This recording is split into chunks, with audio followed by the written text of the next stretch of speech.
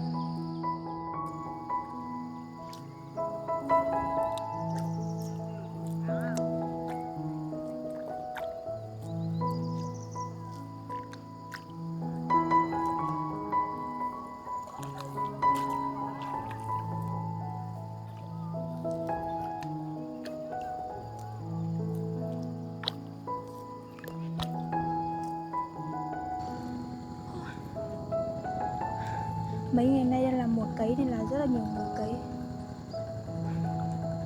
Nhưng mà mấy ngày nay cũng là đang mùa mưa, nên là lúc mưa thì lúc nắng. Sáng nay tới thì cũng như kiểu sắp mưa, may mà lên trời sắp nắng. Mong là đừng có mưa, xong là cấy xong vụ này rồi còn về nhà nữa.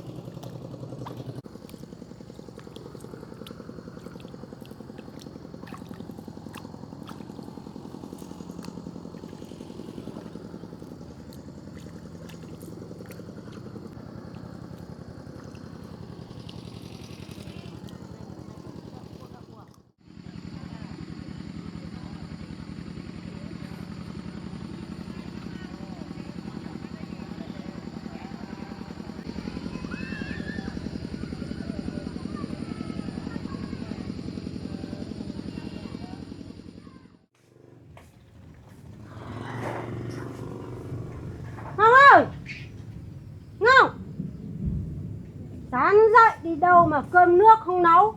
Ngọc ơi, tao đói lắm rồi đấy.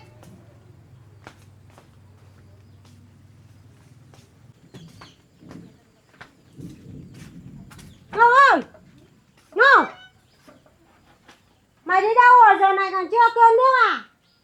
Ngọc ơi, tao đói lắm rồi đấy. Ngọc ơi, giờ này còn chưa cơm nước, còn đi đâu rồi? Bầu thì lại bầu con gái lại không bầu con trai cho tao. Đã làm ra cái tích gì, cơm nước còn không làm. Thái ơi, Thái, mày phải dạy dỗ con vợ của mày chứ. Giờ này muộn rồi, cơm nước còn không nấu cho tao ăn à? Mày dạy dỗ con vợ của mày chứ. Giờ này cơm nước không có, con tao đói lắm rồi. Vợ mày không dạy, không ai dạy nữa. Mày dạy đi.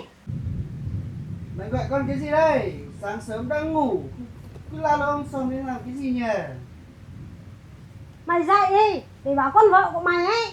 Sáng sớm giờ này còn chưa có cơm nước, đi đâu rồi? Cơm nước không lo cho tôi ăn, tôi đang đói lắm rồi. Đi tìm con vợ mày về đi. Mẹ tìm nó làm cái gì? Nấu cơm cho tao ăn. Mày không phải tìm nó đâu. Sáng sớm ra la lứa ông sồng, hôm qua con đi chơi về muộn, để con ngủ một chút đã. Mày phải dậy đi tìm nó về nấu cơm cho mày ăn chứ. Bây giờ 8-9 giờ rồi, mày đói lắm rồi đấy. Buổi sáng 8-9 giờ rồi, dậy đi. Thôi Đấy. mẹ để con ngủ. Đi tìm nó, về Rồi nấu ạ. cơm cho mày ăn. Sớm ra chả được ngủ tí nào. Qua đi chơi về muộn. Vợ mày thì mày phải đi tìm chứ. Mẹ đi tìm nó làm cái gì? Cái loại không biết bầu con trai đấy gì, toàn bầu con gái thì đi tìm làm cái gì? Phải tìm về cơm nước cho tôi ăn chứ. Mày cứ quan tâm nó là cái gì? Mày không quan tâm nhưng mà bây giờ mày đói rồi. Mày muốn ăn cơm. Cứ kệ cho nó đi. Bầu lại không bầu, con trai lại bầu con gái. Đi đâu không hỏi han. Chả biết giờ này đi đâu còn không về cơm nước. Ui giời ạ, mẹ để im cho con ngủ em nào, sáng sớm ra. Giờ này con ngủ à? Ui giời ạ, cái loại không biết đẻ con trai đấy thì mẹ quan tâm nó làm cái gì? Con còn sắp chuẩn bị đi lấy vợ mới rồi đây này. Thế mày lấy vợ mới thì anh nấu cơm cho tao ăn. Mày không phải lo.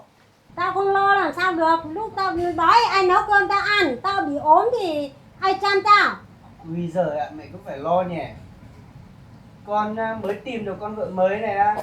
Nó chăm mẹ không phải lo, nó chăm chỉ hơn con trước nhiều, hơn con Ngọc nhiều, mẹ không phải lo đâu mà. Mẹ ốm bệnh các thứ nó các chăm. Nó còn biết đẻ con trai nữa chứ. Không như con Ngọc nó đẻ con gái đâu. Thế tùy mày, mày thích làm thế nào thì mày cứ làm. Mẹ không phải lo đâu.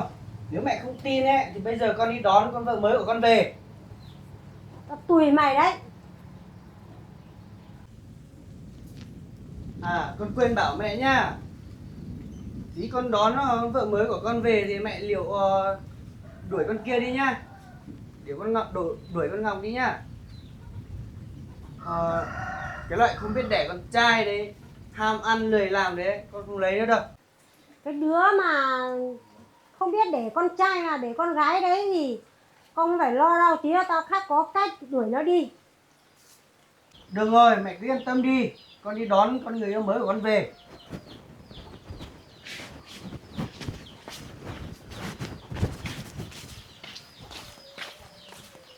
Thế con không biết để con trai mà để con gái đấy thì mày cứ đi tìm được cho tao cái con mà để con trai là được. Thế tao khác có cách để nó đi.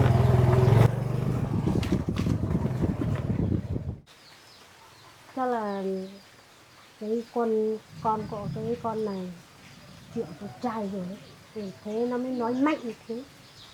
Thôi bây giờ mình đi tìm cái gì ăn đấy.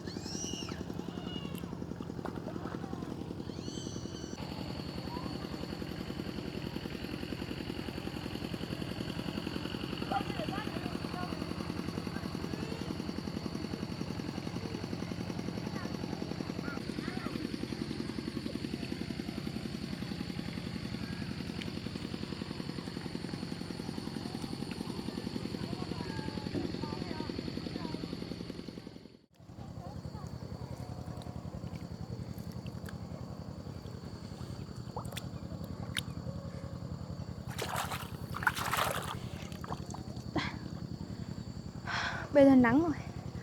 Ôi rồi mấy ngày này mưa to quá nên là cũng không cấy được. May mà hôm nay nắng nên là mình cũng cấy được. Cấy xong vụ này mình còn về nhà. Mình đi nghỉ một lúc rồi mình lại vào cấy tiếp.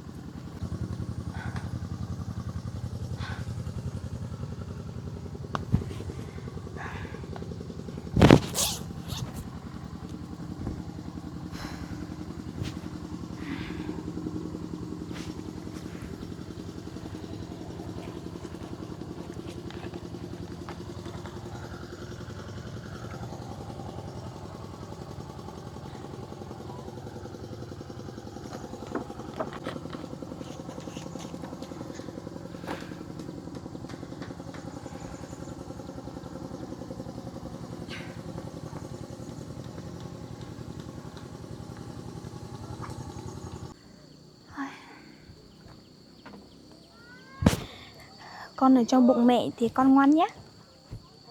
Con ở trong bụng mẹ con ngoan nhé. Con ngoan và con đừng có đạp nhiều nhé. Bây giờ thì bụng mình cũng to rồi, nên là mình làm việc hay mình đi lại thì cũng không tiện ấy. Bây giờ đang một cấy nữa, là mình cấy thì bụng to nên là mình cũng không cấy được nhanh.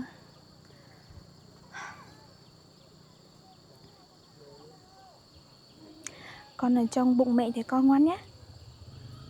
Con ngoan để cho mẹ yên tâm nhé.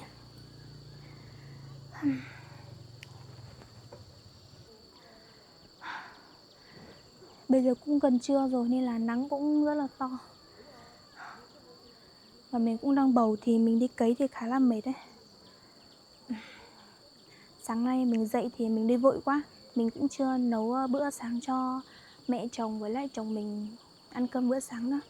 Chắc là sáng nay mẹ chồng với lại chồng mình cũng đói rồi. Nên là bây giờ mình cố gắng đi cấy xong vụ này rồi mình về nhà sớm. Mình còn nấu cơm bữa trưa cho chồng mình với lại mẹ chồng mình ăn nữa.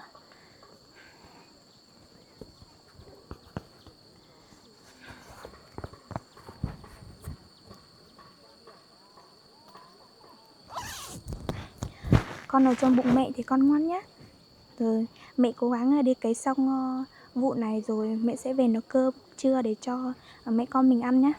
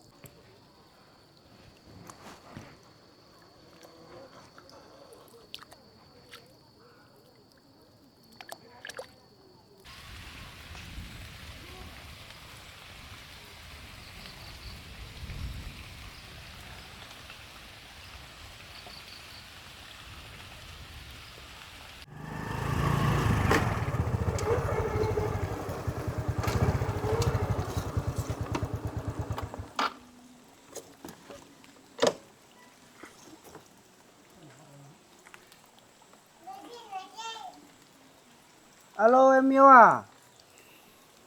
Em dậy chưa ấy? Anh đang đứng trước cổng nhà em đây. Hôm nay anh có một bất ngờ dành tặng cho em đấy. Em ra mở cổng cho anh nhá.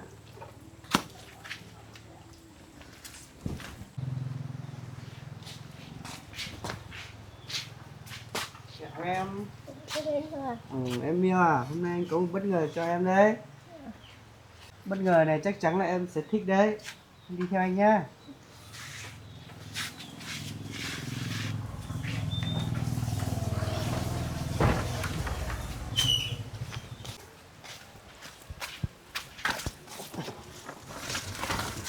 Anh ngồi lên xe nhá, mình đi.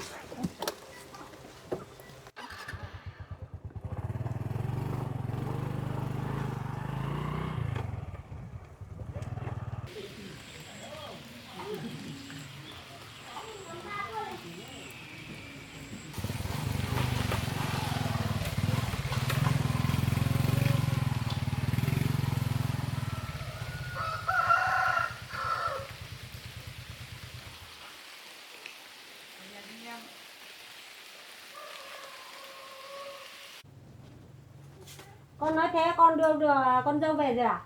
Vâng. Con và hai con vào đây ngồi này.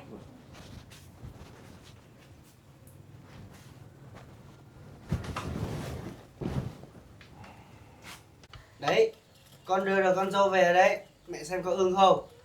Bầu con trai của con được 3 tháng rồi đấy. Mẹ cứ tưởng là con đùa, con làm thật. Ôi, thật chứ con nói đùa đâu. 3 tháng con trai chả như con Ngọc. Không biết đẻ con trai đâu. Thế là tốt quá rồi. Đây, vợ mới của con đây. Tên là Lan nhé. Nãy quên bảo với mẹ tên là Lan. Bầu được 3 tháng rồi. Con đi khám bác sĩ bảo là con trai. Con trai thật à? Trai. Thế là không có rồi. Không phải con gái con trai là tốt rồi. Trai. Thế bây giờ con Ngọc làm thế nào? Con Ngọc bây giờ nó cũng là mang con của mày đấy. Nó chữa được 7 tháng rồi. Làm thế nào nữa, bây giờ chỉ có đuổi nó ra khỏi nhà thôi. Cái loại không biết đẻ con trai ấy thì chữa chấp là cái gì. Cái nhà này không cần con dâu, con vợ nó không biết đẻ con trai đâu. Giờ chỉ có đuổi nó ra khỏi nhà. Không biết đâu, con nó thì không có em. Con nó thế nào? Việc này thì cháu không phải lo đâu.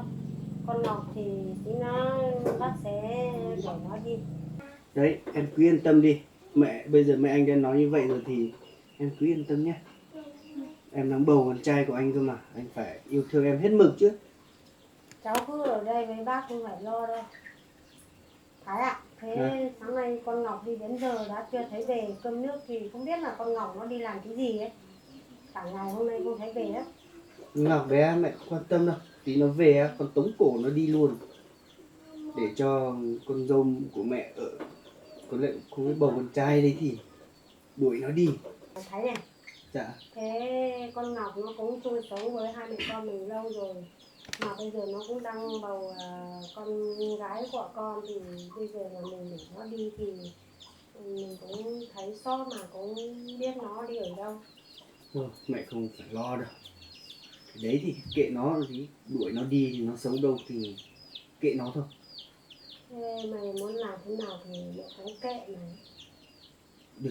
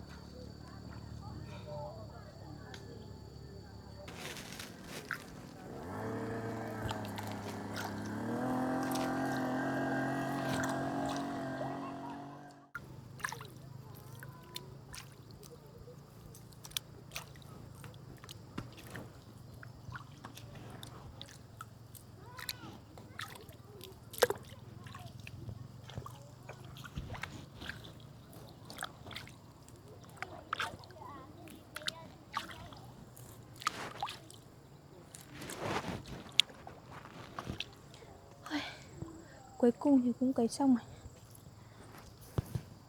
Rồi, nói về không quyết hết quần rồi.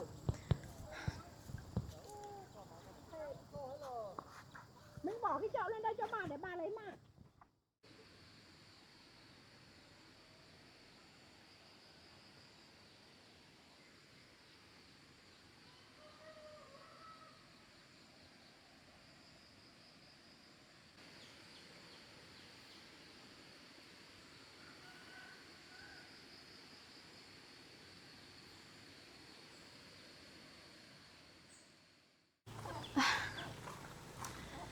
Hay, nãy mình mới về thì trời nắng to. Bây giờ thì lại mưa rồi. Nãy mưa to quá nên là mình cũng trú mưa ở nhà bác. Xong bây giờ mình mới về. Chả biết bây giờ. Chắc là mẹ chồng mình cũng đói rồi. Về nhanh xong còn nấu cơm cho mẹ chồng và chồng mình ăn nữa.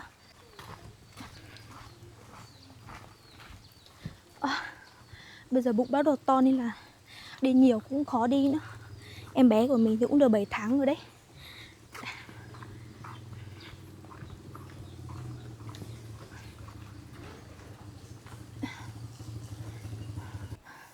Con chào mẹ, con mới đi làm về ạ. Giờ này con đi đâu cả ngày, giờ này mới về? Dạ, sáng nay thì con có đi cấy ruộng nhà mình ạ, mẹ. Ruộng nương đâu? Thôi, mẹ đói chưa, để con đi nấu cơm trưa cho mẹ và chồng ăn. Cơm là gì, cơm nước gì giờ này nữa? Nhân tiện đấy tôi nói cho cô biết nha. Tôi mới dẫn người yêu của tôi về.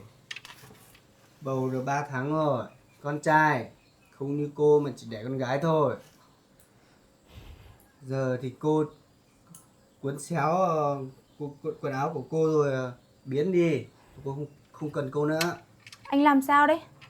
Tôi cũng đang bầu con của anh mà. Cái loại bầu con gái như cô ấy tôi không cần đâu. Dọn quần áo và biến đi. Sao anh lại nói như thế? 4 năm nay chúng mình không có con thì tôi cũng đang cố gắng uống thuốc rồi. Chúng mình cũng đã có một đứa con rồi. Mặc dù là con gái hay con trai thì cũng là con của chúng mình mà. Là con gái thôi thì cũng là con của anh và con của em mà. Tại sao anh lại nói như vậy? Tôi không quan tâm. Thì tôi cần là một cậu con trai chứ không phải là một đứa con gái vô dụng. Đúng ấy, mày cũng để được con gái thì mày cũng để được con trai thì để cho con dâu mới của tôi, để một đứa cháu trai cho tôi. Thế bây giờ mày cứ cất quần áo với lại mang quần áo của mày nữa, đi. Muốn đi đâu thì đi kệ mày. Cút xéo khỏi nhà tao. Sao mẹ lại nói như thế? Dù gì con cũng đang mang bầu, cũng là cháu của mẹ và cũng là con của anh Thái.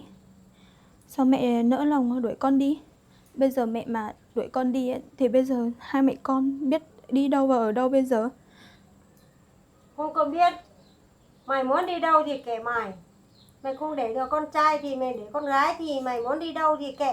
Hai mẹ con mày, tao không quan tâm. Bây giờ cô có thể cuốn xéo ra khỏi nhà được, tôi được rồi đấy. Hay là để tôi tống cổ cô đi? Nhưng mà anh, đây cũng là nhà của tôi mà. Tôi sẽ không đi đâu hết. Mẹ và anh cũng đón tôi về đây. Thì bây giờ thì tôi cũng là người gia đình trong này rồi. Tôi sẽ không đi đâu. Cô còn thích giả mồm à? Biến ngay. Anh có đuổi tôi đi thì tôi cũng không đi đâu. Đi, đi nữa con trai tôi đánh cô thì tôi lại không biết làm sao đấy. Tôi không cứu được cô đâu. Đi, rồi quần áo rồi đi. Nhưng mà mẹ và anh thì cũng đón tôi về đây mà. Tôi đã chung sống với anh và mẹ được 4 năm nay rồi. Sao Tôi mẹ không vẫn... cần cái loại đẻ con gái như cô đâu. Nhưng mà là con gái thì cũng là con của anh mà. Sao anh lỡ nào đuổi mẹ con tôi đi? Để Biết con đi, gái cô mà không nói để nhiều con nữa thì trai tôi- lại còn cái giả mồm. Đi nữa. Con trai tôi ra tay thì tôi chả cứu được đâu đấy. Biết. Anh có đánh chết thì em cũng không đi đâu. À, cái này mà con ngang à? Sao anh dám đánh tôi? Tôi đã chung sống với anh 3 năm, 4 năm nay rồi mà. Anh chỉ vì một con đàn bà khác mà anh đã đánh tôi thôi. Tại sao anh lại đánh tôi? Tôi đã nói thế rồi. Tôi đã bảo cô cút xéo đi rồi. Nhưng mà chỉ vì một đàn bà khác mà anh đã đánh hai mẹ con tôi sao?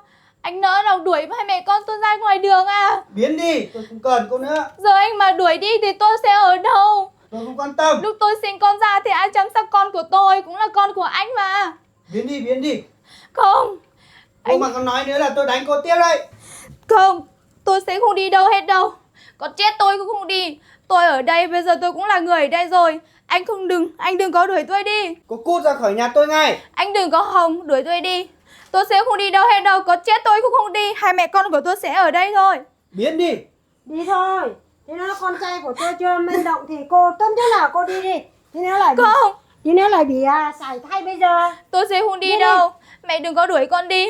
Nhà con ở đây bây giờ thì con sẽ ở đây. Con sẽ không đi đâu hết. Thì là mẹ và chồng đừng có đuổi con đi nữa. Con sẽ không đi đâu Để đâu. không để được con trai để con gái nào còn ngang. Đi. Không. Thế nữa lại bị hỏng. Biến ngay. Đi. Đi, cút xéo ra khỏi nhà tôi. Đi. Anh đừng Đi, có đi, đuổi đi. tôi đi mà. Cút xéo ra khỏi nhà tôi. Không. Đi nhanh lên. Không cần cô nữa. Anh đừng có đuổi tôi đi. Đi. Nhưng mà giờ anh mà đuổi tôi đi thì hai mẹ con tôi sẽ ở đâu? Đi, tôi không quan tâm đâu. Tôi Đi, không đi, còn đi, chỗ ở nữa đâu. Biến đi. Không để được con trai để con gái Ghế nào của còn cô này, ngang tôi cái không gì. cần cô nữa. Cầu xin anh với biến mẹ đi. đừng có đuổi tôi đi mà. Câm biến. Nhưng mà bây giờ mẹ và chồng đuổi con đi thì con sẽ ở đâu? Biến đi, cô còn không biến nữa. Đi đâu thì đi. Cô biến ngay cho tôi. Biến đi.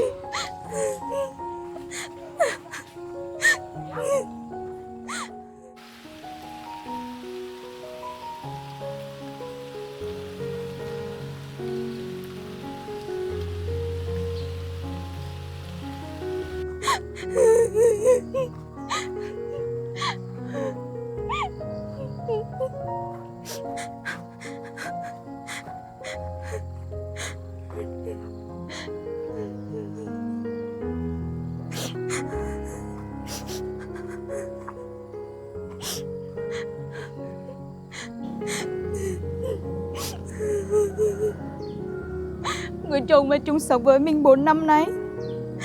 Chỉ vì một con cô gái khắp mà đuổi hai mẹ con mình ra khỏi nhà rồi. Con ơi, từ bây giờ hai mẹ con mình không còn nhà nữa. Mình cũng không có người thân nữa, cũng không có ai. Bây giờ mình sẽ đi đâu về đâu và ở với ai đây? Tại sao sống chung với nhau 4 năm mà chồng bố của con lại nói là đuổi hai mẹ con ra ngoài?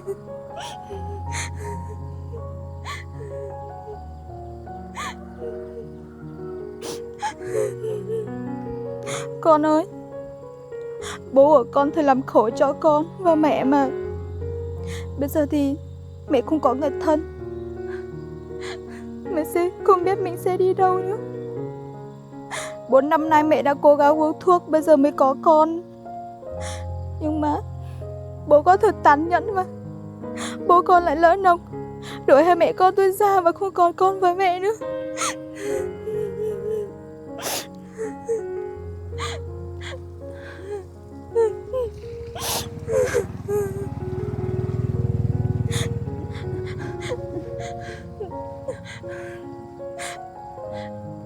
Bây giờ trời cũng đang mưa nữa, mẹ cũng không biết sẽ đi đâu. Mẹ không có người thân nên là mẹ không biết đi đâu, không có chỗ để cho con ở. Mấy nữa mà con ra đời thì con sẽ không có bố. Người bố tàn nhẫn đuổi hai mẹ con ra ngoài. Con hãy cho bụng mẹ con ngoan nhé. Không sao đâu, bố không còn con, bố không cần con nữa, nhưng mà mẹ vẫn cần con nhé. Mặc dù con là con gái nhưng mà mẹ vẫn yêu thương con, nên con đừng có buồn nhé. Con đừng có buồn nhé. Con ngoan nhé.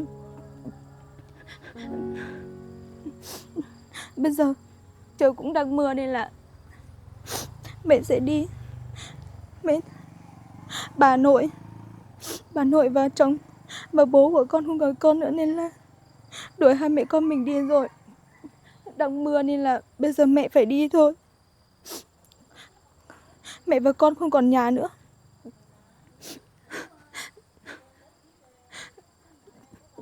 Hai mẹ con bây giờ mình đi nhé. Đi đến đâu thì đi thôi. Con ngoan nhé.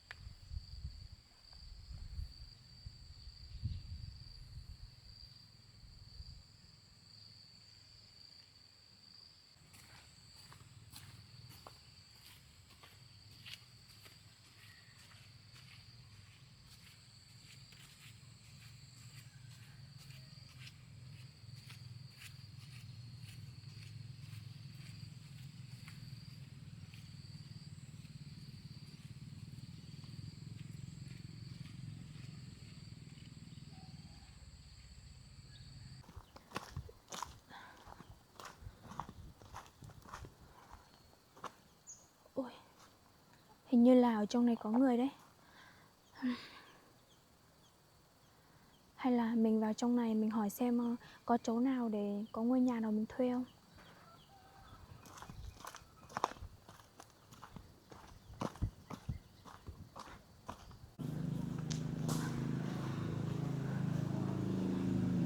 Có ai ở nhà không ạ? Có ai ở nhà không? Có ạ. Dạ, cháu chào cô. Có chuyện gì đấy? Dạ, cháu có chuyện muốn nói ạ. Thì vào nhà đi. Dạ vâng. Dạ thôi cô ạ, cháu đứng ở đây cũng được rồi. Thế thì cháu ngồi đây. Vâng.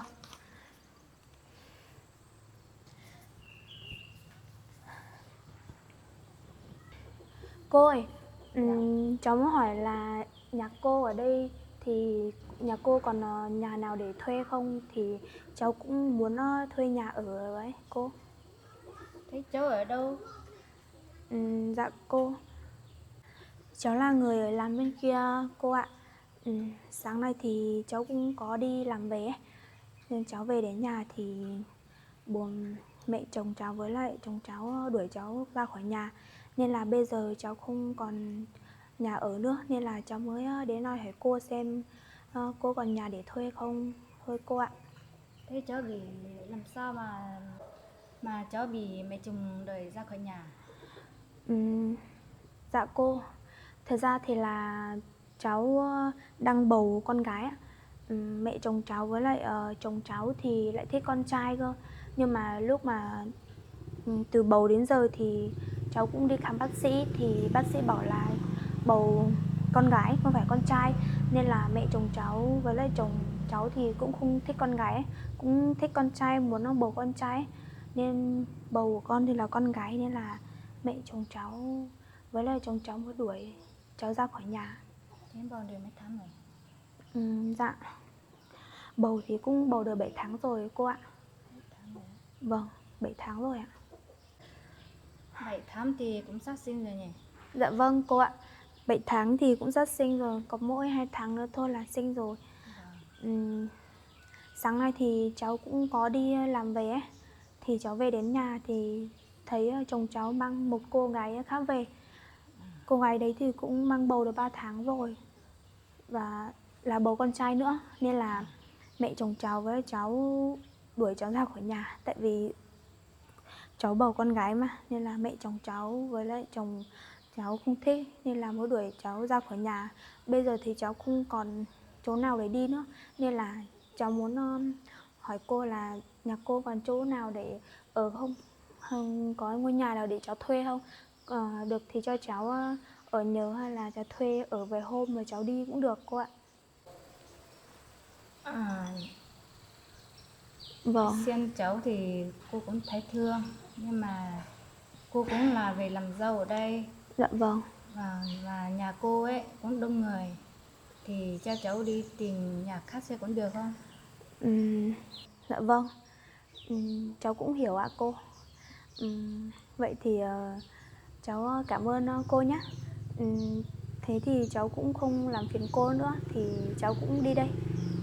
Thì cháu thông cảm cho cô nhé. Dạ vâng, không sao đâu ạ. Cháu cũng hiểu mà. Vậy cháu đi đây ạ. Vâng, cháu cảm ơn cô nhé. Cháu đi nhé. Vâng ạ.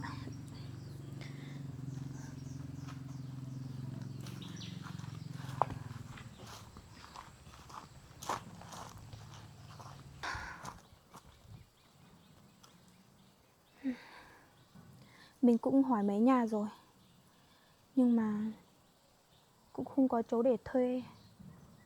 Bây giờ mình cũng không biết mình nên đi ở đâu nữa. Mà thôi, bây giờ vẫn còn sớm nên là mình cố gắng đi hỏi mấy nhà khác xem còn ngôi nhà nào để cho mình thuê không, để mình còn thuê nữa.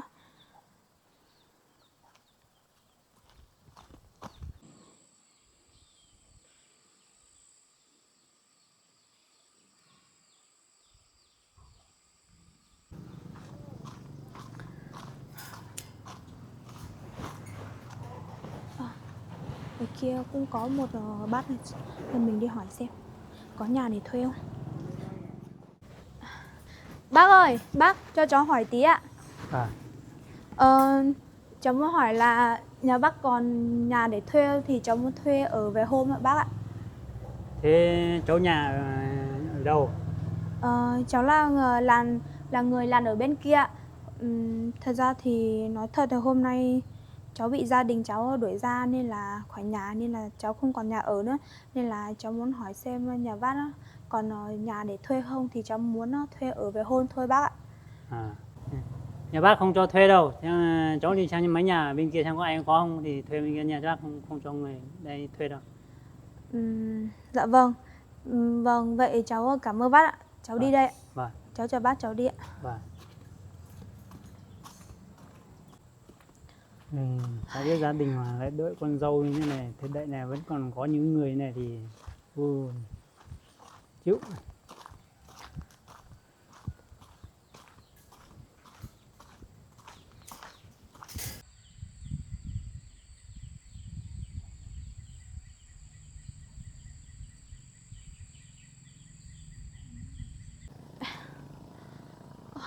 Hôm nay đi cả ngày mệt quá, mình nằm đây, mình ngồi đây một lúc đã. Bụng to nên là cũng đau ấy. Ôi.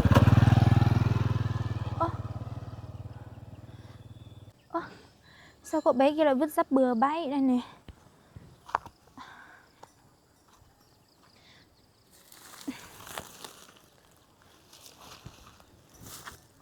Ố, đây là quả ngô sao? Sao cậu bé kia lại vứt rác bừa ở đây này?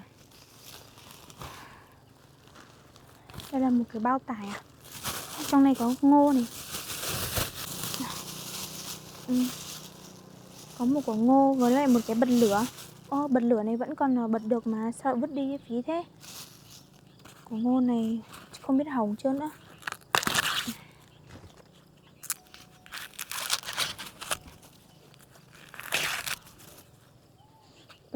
Vẫn còn non lắm, vẫn chưa hỏng mà. Quả ngô này vẫn chưa hỏng mà sao vứt đi?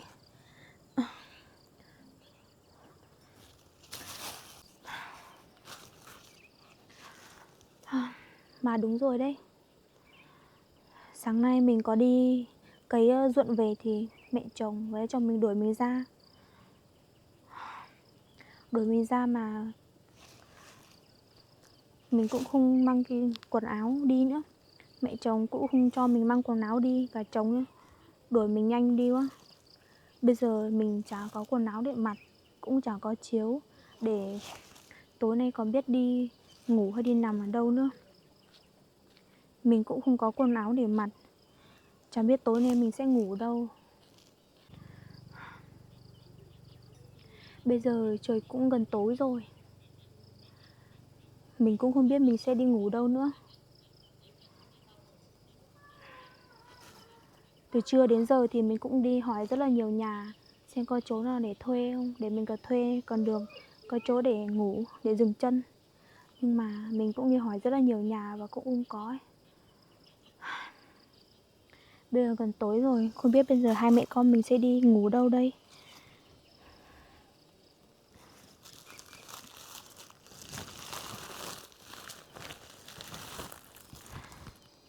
Ui, cái bao này to. Có lẽ tối nay hai mẹ con mình sẽ đi ngủ ở ngoài đường hoặc là đi ngủ cống thôi con ạ. Bây giờ mình cũng không có chiếu nữa. Cái bao này cũng to. Thôi thì mình cần bao này mang đi. Tí mình nằm hay là mình ngủ đâu thì mình sẽ lấy bao này về giải để mình còn được nằm nữa.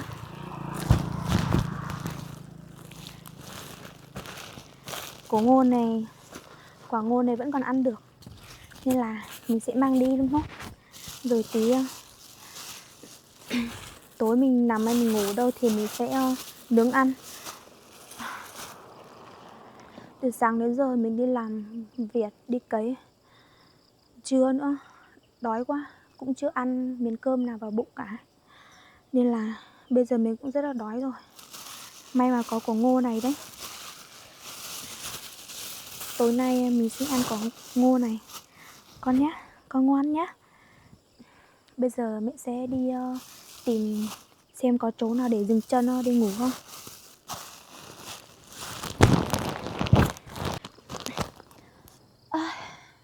Bây giờ hai mẹ con mình đi thôi. Con ngoan nhé. Mẹ yêu con nhiều lắm. Chẳng biết nên đi đường nào nữa. Thôi mình đi đường trên này.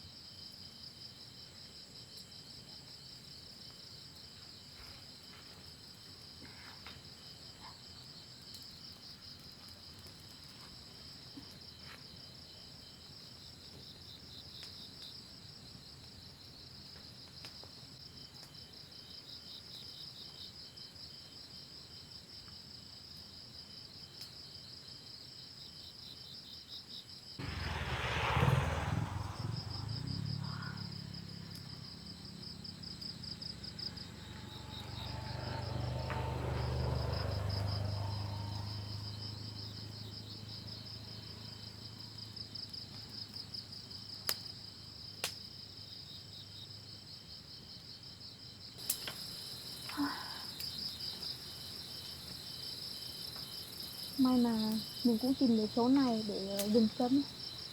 Không thì tối rồi mình cũng chẳng biết đi đâu tìm chỗ nào để dừng chân nữa. Mình cứ nghĩ là mình lấy được một người chồng thì sẽ có chỗ nương tựa. Mình cũng không ngờ người chồng đấy của mình phải đuổi mình đi, phải đuổi hai mẹ con mình đi. Mình cứ nghĩ là từ giờ mình sẽ có một người chồng có gia đình rồi. Tại vì từ nhỏ mình cũng một cô cha mẹ, mình cũng không có người thân, nên là mình cũng đã xem người chồng của mình như là một gia đình nữa. Nhưng mà mình cũng không ngờ là người chồng của mình lại đuổi mình ra.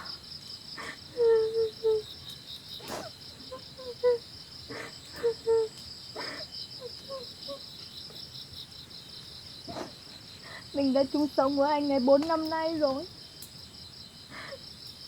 Vậy mà anh ấy nói lòng đuổi mình ra ngoài chỉ vì một con đàn bà khác, chỉ vì cô ta mang thai con trai, chỉ vì mình mang bầu con gái thôi sao?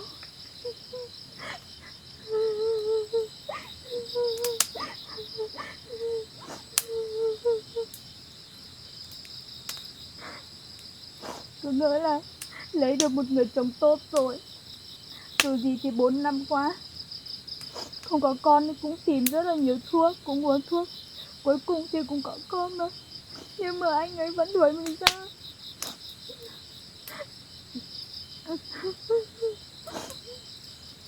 Bây giờ chồng đuổi mình ra rồi, mình không có chỗ nào để đi và cũng không có người thân nữa.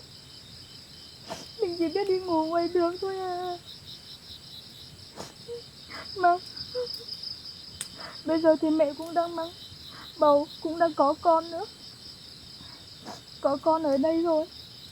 Bây giờ mẹ chả biết sẽ đi đâu và về đâu đây. Mẹ làm khổ cho con quá con à.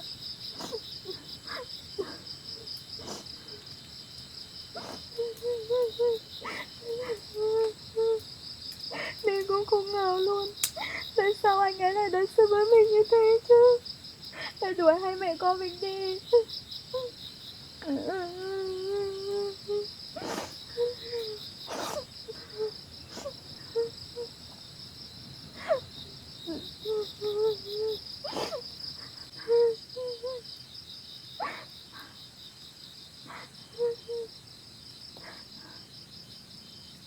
Mẹ cũng không ngờ luôn con ạ. 4 năm nay thì mẹ đã rất là vất vả kiên trì để uống thuốc, cuối cùng thì cũng đã có con. Cuối cùng thì cũng đã con, cũng mang con. Cuối cùng thì con cũng đã đến với mẹ rồi. Vậy mà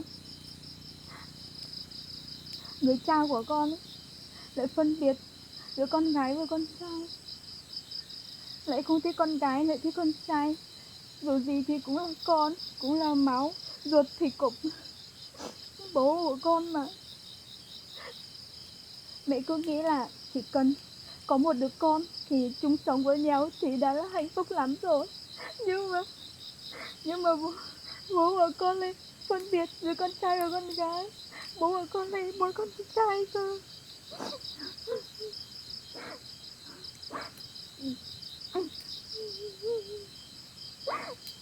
Mẹ cũng không ngờ luôn. Mẹ cũng nghĩ rằng nếu như mà bố con cũng thích ấy, con gái, thì có lẽ mẹ chồng thì cũng sẽ thích con trai, cũng thích cháu gái chứ. Nhưng mà mẹ chồng thì cũng đuổi luôn cả hai mẹ con mình đi rồi. Bây giờ hai mẹ con mình ra ngoài đường này, chả biết sẽ đi sống ở đâu đấy. Không có chỗ nào để đi cả. Mẹ thì từ nhỏ cũng đã một cô cha mẹ rồi, chả có ai cả. Cứ ngỡ là lần này được một người chồng tốt và mẹ chồng tốt rồi. Mẹ đã rất là cố gắng, 4 năm qua mẹ đã rất là cố gắng kiên trì chăm chỉ làm việc nhà, chăm sóc bố mẹ, chăm sóc người chồng. và cả mẹ chồng nữa. Mẹ đã rất là kiên trì rồi, nhưng mà cuối cùng thì bố con vẫn đuổi hai mẹ con mình ra ngoài rồi. Bây giờ mẹ nghĩ đến mà mẹ rất là đau lòng luôn ấy. Mẹ không nghĩ tới là một ngày nào đó mà mẹ sẽ ngủ ở ngoài đường này luôn.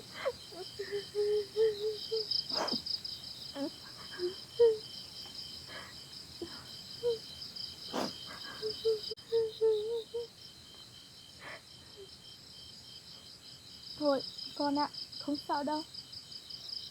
Mẹ chồng và bố của con ấy không cần con nữa, nhưng mà mẹ vẫn còn đây mà, mẹ vẫn cần con. Nên là con đừng buồn nhé, con đừng có nghĩ nhiều nha. Mặc dù con ở trong bụng mẹ, nhưng mà mẹ nghĩ chắc là giờ này con lớn rồi, con cũng được 7 tháng rồi, thì chắc con đã nghe được bố mẹ đã nói gì rồi. Nên là con đừng có buồn nhé. Không sao đâu, mẹ vẫn yêu thương con gái yêu của mẹ ạ. Mẹ vẫn yêu con nhiều lắm. Từ giờ mẹ sẽ cố gắng đi tìm một công việc ổn định để mẹ kiếm thật nhiều tiền.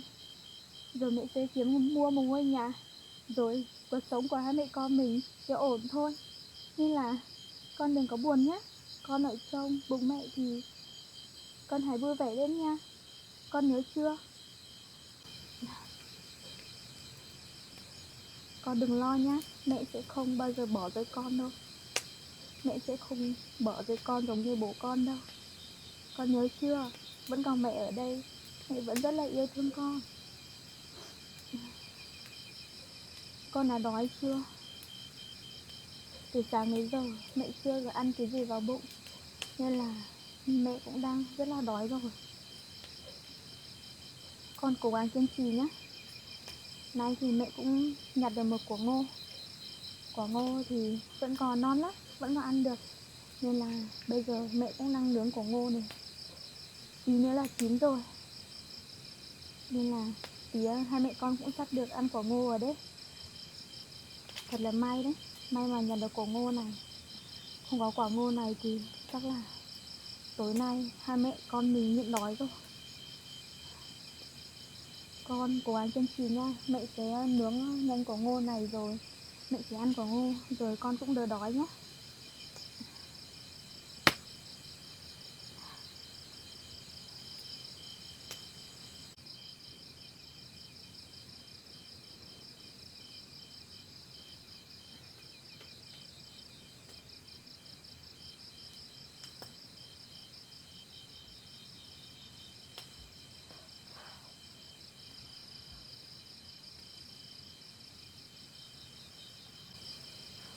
Nóng quá. Con cố gắng kiên trì nha. Quả ngô cũng sắp chín rồi đấy. Thơm quá. Sáng giờ chưa ăn gì nên là giờ nướng quả ngô thơm quá, nên là mẹ cũng rất đói rồi. Không sao đâu con ơi, cố gắng lên. May mà có đống lửa này nữa nên là cũng trở ấm cho hai mẹ con mình.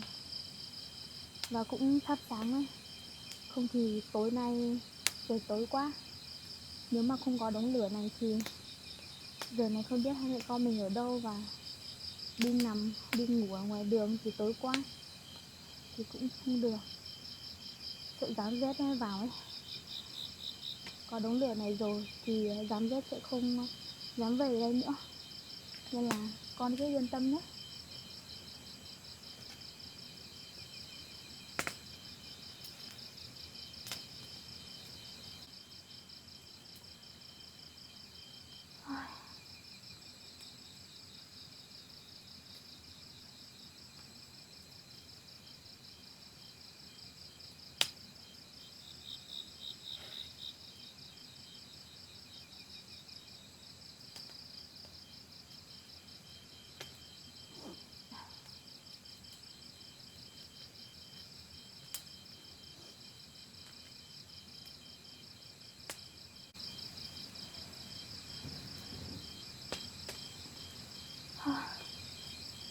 Cái ngày nay mẹ đi tìm nhà nên là mẹ cũng rất là mệt, vừa mệt vừa đói nữa.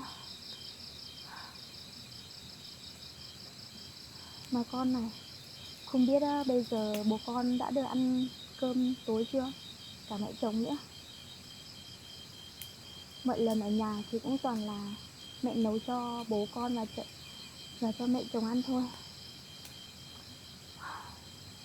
Mà thôi, không nghĩ tới nữa. Dù gì anh ta cũng mang vợ mới về, cũng mang một cô gái khác về rồi. Chắc là cô ta cũng biết nấu cơm cho chồng mình ăn thôi. Nên là mình cũng không nghĩ nhiều. Chứ là bố con cũng không đói đâu. Sinh sống với nhau 4 năm, nên là mặc dù bố con đã đuổi hai mẹ con mình ra ngoài rồi, nhưng mà mẹ nghĩ tới mẹ đau lòng quá. Mẹ cũng không nỡ lòng luôn. Mẹ cũng không ngờ là bố con sẽ đuổi hai mẹ con mình đi ra ngoài thật. Thôi kệ đi con. Bây giờ mẹ vẫn ngủ ngoài đường mà mẹ vẫn còn nghĩ tới bố của con đấy. Nhưng mà không biết đâu, bố của con ở nhà thì có nghĩ tới đến hai mẹ con mình không nữa. Chắc là không đâu.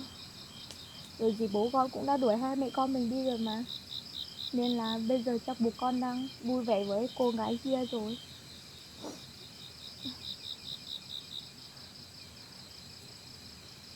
Con đói chưa? Con chín chỉ nhá. Quả ngô sắp chín rồi đấy. Ngô sắp chín rồi. Hai mẹ con mình sắp được ăn rồi. Con cố nhịn tí nhá. Ngoan nha con yêu.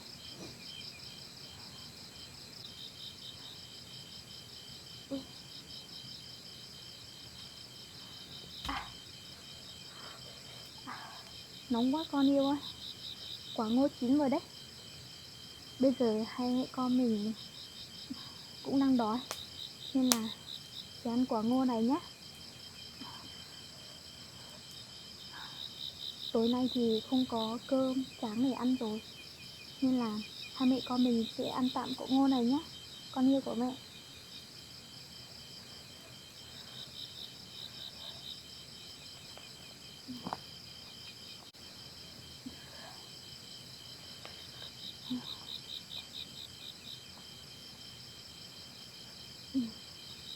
Quả ngô này ngon quá con yêu ạ.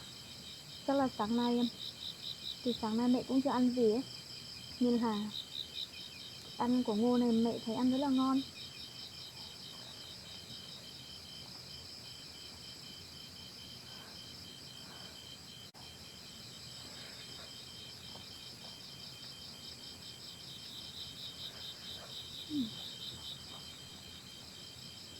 Thật may đấy, may mà nhận được quả ngô này, nên là hai mẹ con mình được ăn quả ngô cũng đỡ đói con ạ.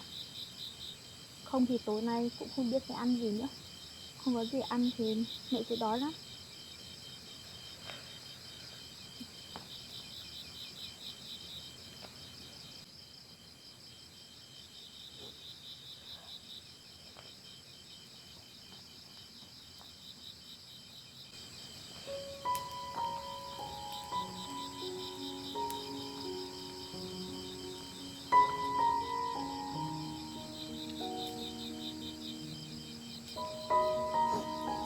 Con yêu của mẹ cố gắng nhé. Tối nay mình ăn tạm quả ngô này rồi với lại ngủ tạm đây một đêm. Rồi ngày mai mẹ sẽ đi tìm ngôi nhà để thuê, với lại tìm một công việc ổn định để hai mẹ con kiếm được một ngôi nhà mới thôi. Nên là con cố gắng cùng mẹ ngủ tạm đây một đêm nhé. Con nhớ chưa?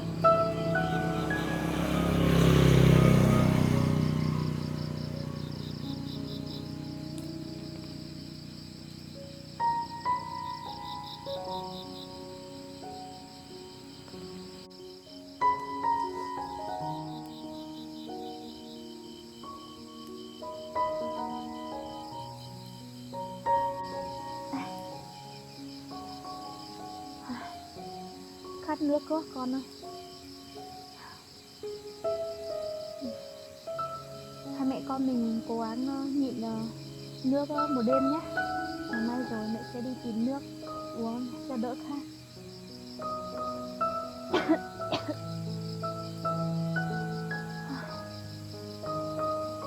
Bây giờ tối lắm rồi, chắc bây giờ cũng muộn lắm rồi đấy.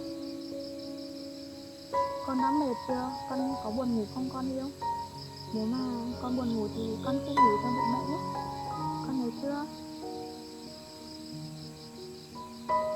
Mọi việc ở ngoài này thì con cứ để mẹ lo hết cho. Con không cần phải lo đâu nhá. Con cứ yên tâm ngủ đi. Mẹ ngồi một lúc rồi mẹ cũng sẽ đi nằm. Hôm nay mẹ đi cả ngày thì mẹ cũng mệt lắm rồi.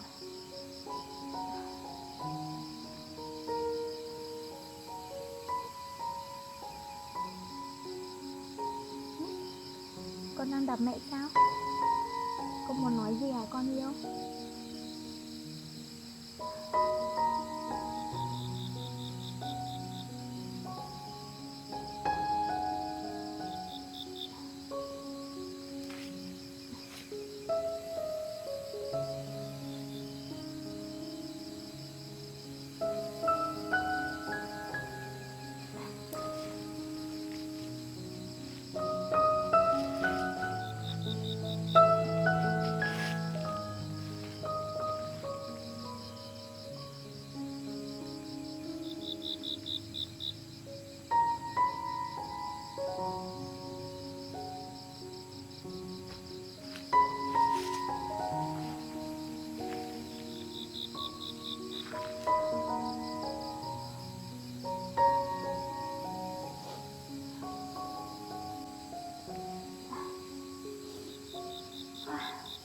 Tối nay thật là nhiều ngôi sao.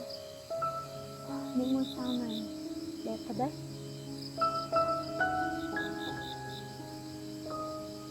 Tối nay nhiều ngôi sao như này chắc là ngày mai trời nắng to thôi. Mong là tối nay hai mẹ con mình ngủ ở đây thì không mưa, để hai mẹ con còn ngủ sáng sớm dậy.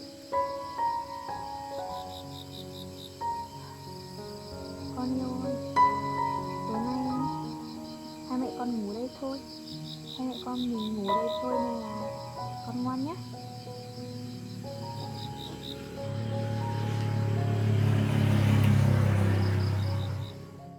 Nên là con cố gắng cùng mẹ ngủ ở đây một đêm nhé. Chỉ là tối nay thôi hai mẹ con ngủ ở đường này một đêm thôi, là ngày mai mẹ cũng sẽ đi tìm. Mẹ chắc chắn là mẹ sẽ đi tìm được một ngôi nhà để hai mẹ con mình dừng chân. Con nhớ chưa?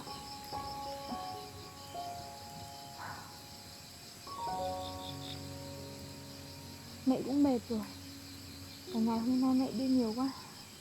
Đi bộ rất là dài, rất là lâu, đi cả ngày nay.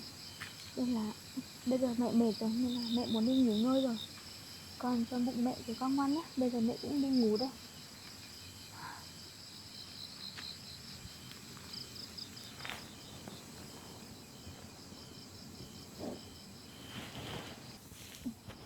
Đi ngủ thôi con yêu ạ.